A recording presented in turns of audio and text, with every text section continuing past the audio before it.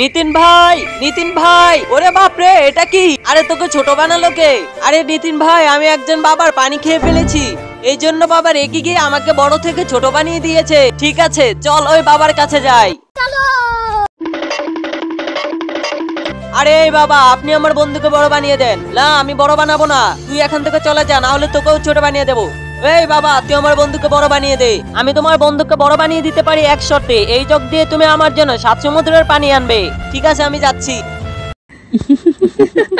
আরে এই বৎস, তুমি যদি আমার নদী থেকে পানি নিতে চাও তাহলে তোমার 2টি চোখ আমাকে দিয়ে দাও। আরে আমার বন্ধুকে তো যেভাবেই হোক বাঁচাতে হবে। ঠিক আছে, তুমি আমার 2টি চোখ নিয়ে নাও।